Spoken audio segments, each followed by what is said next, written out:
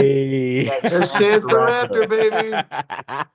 Got a spot in the sequel for you. Yeah, hey, Chance, we want you in the sequel. And Tyler.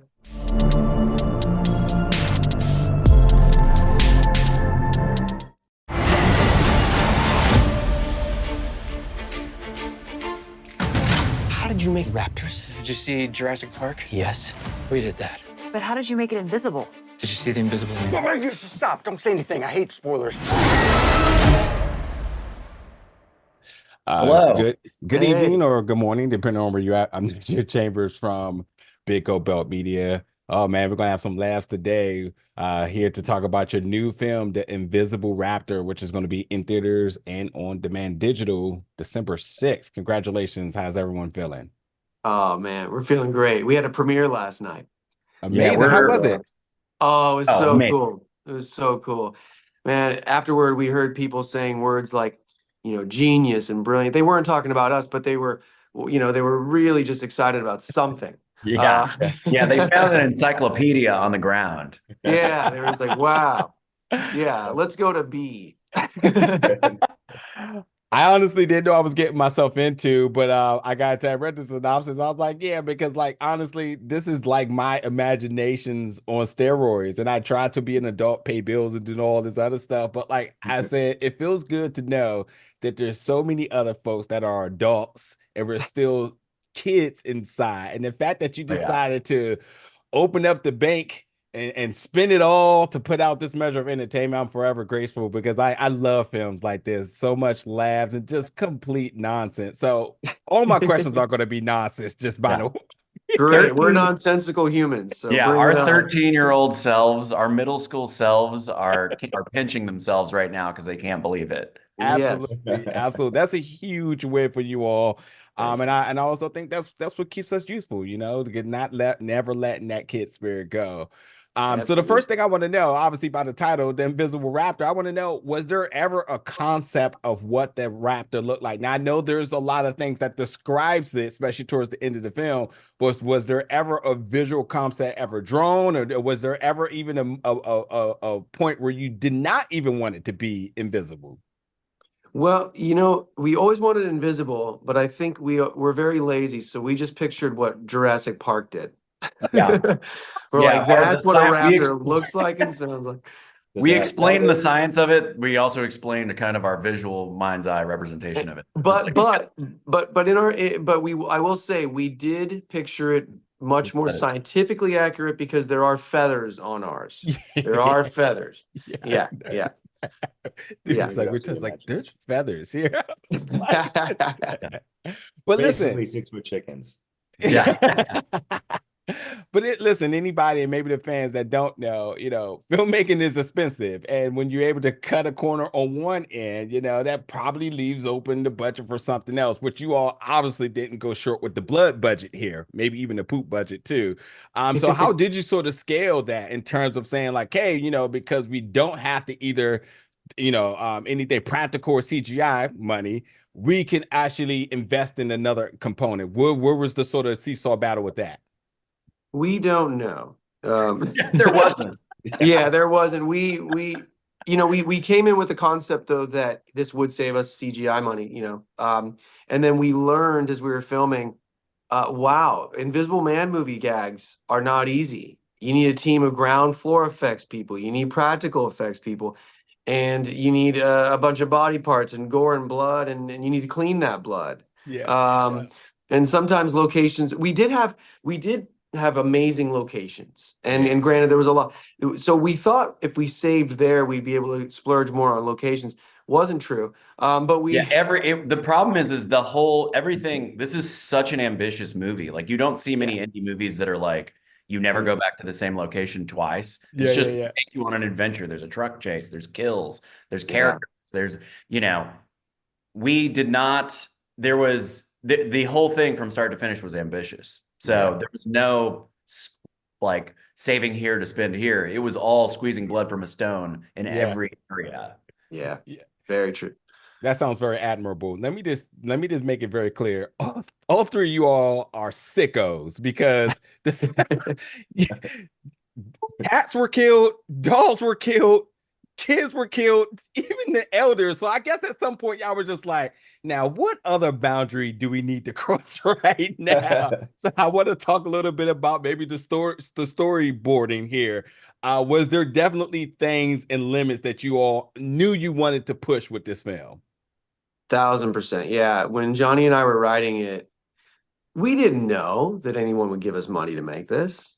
That it was a dream. But when we were writing it, we were just like, hey, let's just do whatever we want. Let's do everything they tell you not to do. Because why not? We didn't we didn't know we were gonna make the movie, so we were just making each other laugh. And then when you get greenlit, then usually other people come in and go, hey guys, look, we love all this, but you can't do this. We were never told that. So you're getting like the most raw, unfiltered, unadulterated version of a screenplay and movie I think you could get nowadays, and where comedy is sort of lacking. I think there's not a lot of comedies out there. Yeah. I think it's the best time for a movie that's just completely unfiltered like this. Yeah, because we all want to laugh, these guys, we didn't get any notes. Yeah, we don't know. Everybody wants to laugh without rules, and I think this movie does a good job of letting you do that. So yeah, we no boundaries. I swear to everything in my notes, I said, was there ever a point that you all forgot that you actually had to film a movie here? Because it just seems like it was just endless fun the entire time. Oh man. I'm a huge Tyler the Creator fan, so Yes. So you're the We love him too. You're the only person, we've done a bunch of interviews. You're the only person that has brought this up yet. Yeah. So thank you very much. You found an Easter egg. Yes. Listen, the script is amazing, and the dialogue you give so many characters, and I mean like there's supporting character, but then there's characters that are essentially almost like a cameo because they're in and out very quick, and what they're able to do in those moments is super special.